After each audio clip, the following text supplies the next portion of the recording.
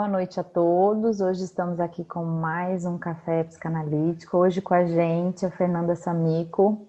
Confesso, tenho uma paixão, sou fã.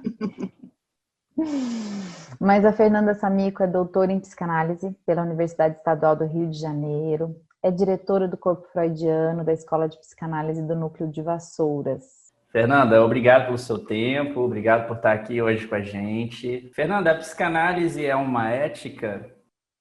Primeiro, eu quero agradecer o convite de vocês, né? Muito legal essa proposta de trazer não só psicanalistas, mas pessoas que são importantes para fazer uma interlocução legal, né, com o público de vocês, com o público em geral e principalmente com a psicanálise, que é um saber que é tão permeado, né, e possibilita tantas interlocuções assim, com outros saberes. E respondendo à pergunta do Luiz, a psicanálise é e tem uma ética. Mas antes da gente se ater a essa questão, se a psicanálise é uma ética, a gente precisa pensar primeiro o que é ética e de que ética se trata, né? Se a gente pensa, né, minha formação não é em filosofia, então posso estar falando uma grande besteira, mas né, no entendimento comum, se a gente pensa em ética, a ética é um corpo de diretrizes que precisam ser seguidas para direcionar uma certa prática. Tem o código de ética do médico, o código de ética do psicólogo. E se a gente pensa a ética a partir da filosofia, a ética é esse se debruçar de maneira racional, né, sobre todas essas práticas, para entender se essas práticas podem produzir alguma coisa específica, e aí, dependendo de cada escola filosófica, esse posicionamento específico se coloca, né? A gente tem a ética aristotélica, a ética utilitarista, etc. Não vou ficar me atendo à questão da filosofia. Então, se a gente diz a psicanálise é uma ética, dependendo do ponto de vista para onde você direciona teu olhar, isso pode se dizer que sim e que não. Por exemplo, a psicanálise não tem um código de ética. Mas a psicanálise é uma maneira de entender um fazer que produz um efeito. Então, né, como tudo em psicanálise, a gente pode dizer sim e não. Mas o mais importante aqui é entender que a psicanálise possui sim, aí ela possui sim uma ética. E, de novo, não é qualquer ética. É uma ética que subverte as éticas, porque é uma ética que promove um bem que não é esse bem que a gente está acostumado a ver. Não é o bem do bem-estar subjetivo, por exemplo. Não é o bem do bem coletivo. Esse bem da psicanálise é o bem dizer a sua própria condição de sujeito barrado. Se a gente puder dizer que a psicanálise tem, de maneira didática, um direcionamento ético, é esse. A ética da psicanálise é a ética do bem dizer a condição barrada do sujeito. Entender isso significa colocar em questão, colocar em foco, na boca da cena, a questão do desejo. Porque só há desejo porque esse sujeito é barrado. Daí a gente dizer que a ética da psicanálise é uma ética do desejo. Porque ela coloca, primeiro e acima de tudo, a questão do sujeito incompleto, barrado, submetido à linguagem, errante, é um grande apostador nas suas escolhas objetais e tendo que lidar o tempo todo com o que há de imponderável na própria existência, né? E também na sua própria condição de ser falante. A psicanálise é uma ética, mas antes disso é preciso entender de que ética que se trata. E dizer que é uma ética do desejo implica colocar a falta em questão. E aí, para falar de falta, a gente vai ter que falar do sujeito na linguagem. A gente falar de falta, a gente precisa entender que não há um objeto que responda à demanda de amor e também à escolha pulsional, dos impulsos pulsionais. Então, em última análise, a gente pode dizer que colocar em questão o desejo é colocar também em questão o desamparo humano. A psicanálise tem uma ética que coloca o desamparo a favor da criatividade humana. ela não negativiza o desamparo, muito pelo contrário, ela convida aquele que passa por uma análise a aprender a criar, a aprender a ter um uso criativo desse desamparo, porque ele é constitutivo. O desejo, ele é efeito desse desamparo, não é? Primordial. O desejo vem como um efeito disso, desse desamparo primordial. Desejo é diferente de vontade. A vontade tem um objeto específico. O desejo, ele é metonímico. Ele desliza de objeto em objeto. Você tem vontade de ser psicanalista. Você tem objetivos para isso. E você cumpre esses objetivos. Em algum momento você se autoriza. Sabe? Tem um direcionamento. É lógico que o desejo se expressa em vontade. Então, quando a gente diz que o sujeito precisa ser fiel ao seu desejo, não é que ele... voltando um pouco, quando a gente diz que o sujeito precisa ser fiel ao seu desejo, não significa que ele precisa fazer todas as suas vontades. Ser fiel ao seu desejo é ser fiel à condição de desejante que ele possui, justamente por ser um fala-ser, por ser um sujeito imerso na linguagem, portanto, barrado, divorciado da natureza, sem um objeto instintual que vá responder à vontade. Fernanda, a psicanálise tenta levar o sujeito a uma relação ética com o seu próprio desejo? Sim, com certeza. Porque o que a psicanálise vai promover, o que uma análise vai promover, é justamente o encontro desse sujeito com aquilo que não há. Engraçado dizer que um encontro com aquilo que não há, né? Dá um nó na cabeça da pessoa. Como é que você vai encontrar uma coisa que não existe? Justamente, é um encontro com aquilo que não há. Ou seja, é um encontro com a falta. E que falta é essa? É a falta de um objeto. Objeto a gente entende em psicanálise que é qualquer representação que a gente vai investir sentimento. Né? Vamos botar assim, né? Falando de uma maneira bem leiga, né? Entendendo aí leigo como uma coisa boa. É importante pra caramba falar para leigos. Então, o que a gente entende como objeto em psicanálise? O objeto em psicanálise é qualquer representação que a gente tenha de alguma coisa, alguma pessoa, algum pensamento, alguma ideologia, não importa. O importante é isso se transformar numa representação simbólica para a gente. Então, objeto é essa representação simbólica na qual a gente investe algum tipo de sentimento. Então, se eu me apaixono, por exemplo, por uma pessoa, essa pessoa passa a ser objeto da minha paixão. Porque eu não estou lidando com a experiência direta dessa pessoa. Eu lido, sim, com a representação psíquica que eu construí dessa pessoa. Por isso a gente fala que em psicanálise nós estamos divorciados da natureza.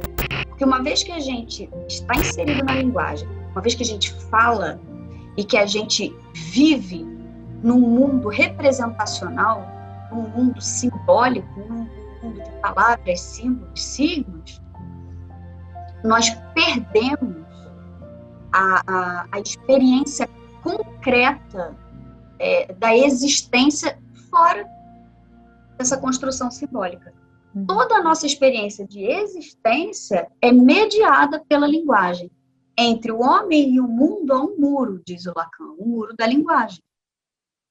Então, qualquer objeto que eu eleja para ser o objeto ao qual eu desejo, vamos usar aí a palavra desejo no seu sentido corrente, comum,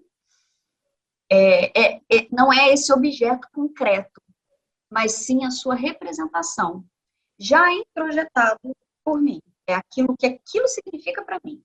Esse é o objeto. Daí qualquer coisa pode ser um objeto. Uma pessoa pode ser um objeto, uma ideologia pode ser um objeto, uma carreira pode ser um objeto, certo? Então, quando eu invisto nesse objeto, esse objeto vai sempre responder parcialmente aquilo que eu anseio que ele responda, certo? Daí a gente dizer que toda experiência objetal em psicanálise é uma experiência parcial, porque eu nunca vou encontrar o objeto que vá suprir todas as minhas demandas, né? Todas as minhas necessidades, todas as minhas... Enfim, tudo aquilo que eu desejo que aquilo supra para mim. Sempre vai faltar alguma coisa. Toda vez que eu comer um brigadeiro, eu vou sempre querer comer outro. Não é assim? Por quê? Porque não é um brigadeiro, e sim o ato do prazerzinho que aquilo traz, que nunca é um prazer completo. Sempre falta alguma coisa. Então, todo objeto ele tem essa capacidade parcial de nos satisfazer na nossa vontade. Certo? O que uma análise promove, e aí a gente já não está mais falando, obviamente, da escolha entre um bis e um brigadeiro. Se bem que tem gente que leva isso para análise. Mas a gente está falando de algumas escolhas mais, né, que tem um certo impacto muito maior na vida de alguém, como, por exemplo, escolher uma carreira, escolher um parceiro amoroso, escolher se separar de um parceiro amoroso. Então, o que uma análise vai promover, não o encontro com esse objeto que vai responder à questão, mas o encontro com aquilo que vai sempre faltar a cada aposta objetal. Se a gente diz que a psicanálise é uma ética do desejo, e se só há desejo porque há falta, eu só desejo aquilo que eu não tenho, eu só desejo aquilo que eu nunca consegui obter, ou que já obtive e perdi, portanto já não é mais meu, né? Então todo desejo implica em si, na sua natureza mesma, uma falta. Dizer que a ética da psicanálise é uma ética do desejo implica em dizer que a ética da psicanálise, fazer da psicanálise, direciona para uma falta. Qual falta? É essa falta desse objeto que vai responder todos os nossos anseios. Esse objeto não existe. Existem outras maneiras de se promover um tratamento pela fala, que não só a psicanálise, obviamente. A gente tem uma série de outras maneiras de se promover um tratamento pela fala, né? As psicoterapias estão aí. Mas a diferença entre elas e a psicanálise é que, na psicanálise, o que vai ser colocado em evidência e o que vai operar o tempo todo no processo analítico é a falta. E não a solução para a falta. Ah, se você não conseguiu aquele rapaz que você estava querendo tanto, pô, tenta esse. Ah, se você não conseguiu aquela carreira que você queria tanto, tenta essa. Sempre mostrando uma solução, já que aquilo que não funcionou, então vai outro, já que aquilo ali que não deu certo, então tenta esse. Numa análise, o que vai ficar na boca da cena não é a solução paliativa, mas o fato de se desejar. Portanto, essa movimentação de busca e escolhas, né, o que há de falta. Porque é a falta que vai sempre comparecer a cada escolha objetal que a gente fizer. É aquela frase, né? Foi ótimo, podia ser melhor. Isso é o que se repete a cada experiência na nossa existência. Mas eu queria um pouco mais, mas podia ser melhor, mas eu podia ter estudado mais, mas ela podia usar outro perfume, mas o filme podia estar um pouco mais alto, mas o parque estava muito cheio, mas sempre tem mais, percebe? A cada experiência, perfeito, maravilhoso, mas, e é esse mais que é o que vai sempre fazer questão, né, no sentido de colocar questionamentos e de fazer questão também, porque a gente faz questão de que isso apareça, né? Numa análise, na condução de uma análise. O efeito disso é um confrontamento do analisando com o seu ato de desejar. E não com as soluções que ele encontra. As soluções que ele encontra, eu costumo dizer, isso é efeito colateral da análise. Ser feliz é efeito colateral da análise. Resolver seus problemas é efeito colateral. Não é a intenção de uma análise. Se você procura um analista porque você tem fobia social, se você se cura dessa fobia social, isso é efeito colateral da análise, porque O que faz questão nessa análise é o que há aí de articulação entre desejo, falta e, obviamente, toda a constelação sintomática que você constrói para dialetizar desejo e falta. Então, sim, a gente pode dizer que uma análise permite que um sujeito deseje bem. Melhor dito, que ele possa bem dizer o seu desejo. Bem dizer, tanto no sentido de torná-lo bento, aquilo que pra gente é o que tem de mais sagrado, quanto no sentido de dizer direito. Fala direito sobre o seu desejo. Para de paliativos aí, vamos falar do que dói, o que falta. Onde é que está a tua fenda? É ali que a gente opera. Não para colmatar essa fenda, não é para obturar essa fenda, mas para colocá-la em evidência para que esse sujeito consiga, mesmo com essa fenda, criar alguma coisa sublime, sua própria, subjetiva, que ele consiga sustentar e que diga do estilo da sua própria existência. É a coisa mais linda do mundo, na minha opinião. E a mais amedrontadora também. Lindo também. Acredito que é a mais demorada. É lindo também ouvir você dar essa aula pra gente, né? Tá sendo lindo. Né, Dani? Muito, muito, muito. Me faz até pensar que é como se o desejo fosse uma nostalgia do objeto perdido. Sim, é uma nostalgia de um objeto que Deus me livre, mas quem me dera a gente encontrar. Eu Deus continuo, o quem me dera já caiu para mim. Eu sigo no Deus me livre. Não quero, não. Desejar é muito bom. Fernanda, análise não é a 2, mas a 3. Diz Lacan já no seu primeiro seminário. Quem é esse terceiro na experiência analítica? Esse terceiro é a linguagem. O que vai fazer o terceiro ponto, né, no que acontece ali numa análise é justamente o representante do grande outro, que é a linguagem. Né, o que vai mediar ali. E eu estou falando, estou respondendo isso para vocês e estou pensando naquele ternário do complexo de Édipo que o Lacan apresenta no seminário 5, que ele coloca, né, mãe, criança, pai, e o ternário imaginário, mãe, criança, fala. Ali a gente consegue entender direitinho como que o nome do pai estabelece e organiza toda a cadeia de significantes e como que, a partir daí, a gente consegue estabelecer uma certa relação simbólica e imaginária com a linguagem. Mas eu falei, isso nem sei por quê. Porque, enfim, é porque tem a ver com a neurose, né? Tem a ver com a saída de piano da neurose. E aí eu respondo somente pela neurose, né? Daniele já sabe que não me autoriza a falar de psicose, não me autoriza a falar de perversão. Minha clínica é a clínica da neurose.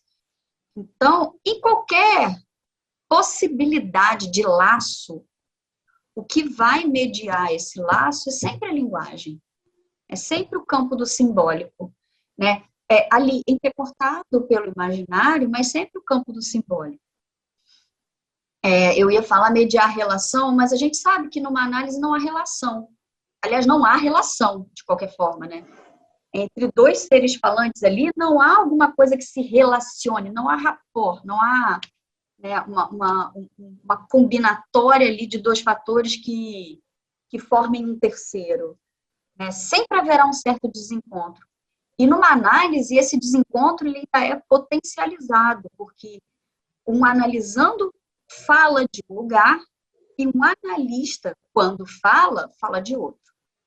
Então, vocês veem que há aí uma dissimetria importante, né, nas posições de analista e analisando, mas fato é que o que vai estabelecer ali uma possibilidade de laço, mesmo que um tente um laço a partir do discurso histérico e o outro tente estabelecer, né, ou sustentar um laço a partir do discurso do analista, mesmo assim, o que vai fazer ali a mediação para que aconteça o encontro analítico é a linguagem. Minimum qu'on puisse dire. C'est que tout ce qui s'édifie entre ces animaux dits humains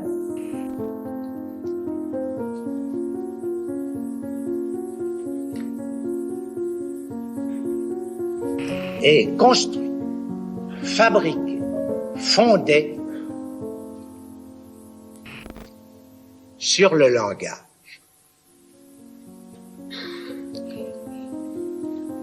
E somente a linguagem e a fala, importante dizer, parafraseando Freud, né, a psicanálise é a cura pela fala.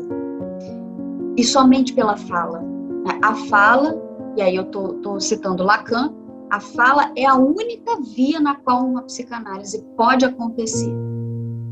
Não existe outro recurso possível de interpretação que não seja a fala. Então, essa coisa, por exemplo, que a gente via muito na maneira que o Adler trabalhava, né? O Ferenczi também trabalhava um pouco assim, apesar do Ferenczi ser psicanalista, né?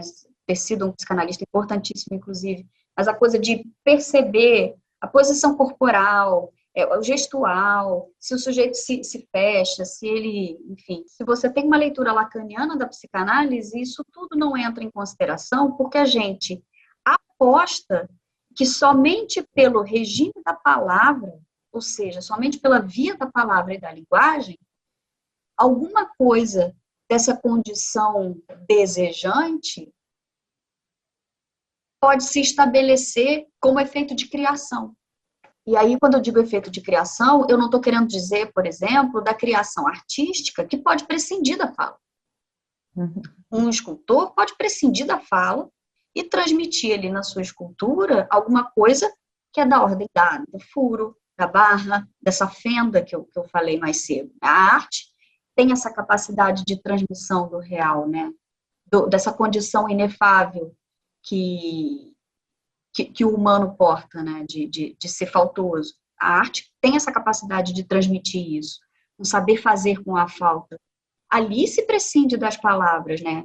Se a gente pensa na escultura, se a gente pensa na pintura, por exemplo. Mas na literatura, no teatro, no cinema, se bem que alguns cinemas até tentam prescindir, mas a grande maioria não prescinde da fala. A fala está ali presente, né? É falando que é possível produzir alguma coisa de novo sobre a sua própria condição de existência, e somente falando. Esse é o rigor da psicanálise. Esse é o rigor. Se há um rigor, é que é preciso passar o sofrimento para o regime da palavra. A gente convida o analisante a falar o que lhe vier à cabeça, porque a gente aposta que é por essa via que alguma coisa desse sujeito pode advir ali, no aqui e agora, da cena analítica. Então, entre um analista e um analisante, há a linguagem. Fernanda, café expresso ou café coado? Expresso, claro. Sem sombra de dúvida. Bastante X ainda, né? Expresso, bem carioquês, né? Expresso. Confesso que eu achei que a sua resposta seria essa. Uma eu vez também. que, mesmo café distante, te expresso. conheço um pouquinho, porque a rede social aproxima a gente, né, de alguma forma. E a Fernanda tá sempre com uma canequinha uma xícarazinha de expresso na mão. Gente, eu sou praticamente sócia da Nespresso, vocês não têm noção. Eu assino a Nespresso. Eu Nossa. todo mês assino, pago todo mês uma assinatura para eu comprar 60 cápsulas, 70 cápsulas, às vezes, quando eu estou muito, muito animada. São 2, 3 cápsulas de Nespresso por dia. Nossa, disposição. Assim. Um dia eu vou pagar esse pedágio, né? Tá bom, né? Eu tô nessa conta com você. Vou ter que dividir essa conta, porque sou dessas também. Tomo muito café, muito café, muito café. Também. Tomo expresso, tomo coado, tomo com açúcar, tomo sem açúcar. Olha, café. Não, eu só do tomo jeito que café sem tem, açúcar. Eu não tomo É, o café. coado eu sem gosto. açúcar não dá. O coado, aquele de coadorzinho, mineiro, aquele eu gosto com açúcar. Mas o expresso eu tomo sem açúcar também. Sem Não, nada, eu tomo só o tudo café. sem açúcar. Tudo. Até mate eu tomo sem açúcar. Fernanda, muito obrigado pela sua presença. Foi uma honra ter você aqui com a gente. com essa fantástica forma que você tem de transmitir a psicanálise de uma forma didática, e falando de teoria, mas falando de uma forma didática que possibilita todo mundo que está aqui nos assistindo conseguir compreender tudo que você diz. Obrigado pelo seu tempo, obrigado por aceitar o convite, e espero que a gente possa repetir as doses aí desse café, desse vinho, seja lá o que for. Eu que agradeço. Foi muito legal. Eu espero só ter sido clara, né? Sido minimamente didática aí. E que a gente consiga suscitar desejo nas pessoas de saberem um pouco mais do que é psicanálise. Tomara. Fernanda, Obrigada. obrigada. Obrigada por tudo, pela fala, pela aula, pela ternura ao falar. E mais uma vez, né? Sou sua fã de carteirinha. Então agradeço muito o fato de você ter atravessado a minha trajetória como analista, porque realmente você me despertou de novo o desejo. Encontrei em você uma interlocutora para me apaixonar de novo, voltar ao meu relacionamento com Lacan, voltar ao meu relacionamento com Lacan. Que bom, que bom. Eu tive esse professor e aí depois dele, não consegui mais encontrar alguém, sabe, que me trouxesse a teoria, despertasse desejo, e você conseguiu fazer isso. Então, meu agradecimento vai para além da sua participação aqui hoje. Que bom. Nossa, eu fico muito feliz e lisonjeada. Muito obrigada. Olha o que o Garcia Rosa diz, ó. O que caracteriza o desejo para Freud é esse impulso para reproduzir alucinatoriamente uma satisfação original, isto é, um retorno a algo que já não é mais, a um objeto perdido cuja presença é marcada pela falta. Para usar uma fórmula agostiniana, o que caracteriza o desejo é a presença de uma ausência. O desejo é a nostalgia do objeto perdido. Olha aí. Tá vendo? Ó, tá até marcadinho aí. Aí assim, Garcia Rosa Pude Zanini, entendeu? Foi o que aconteceu agora.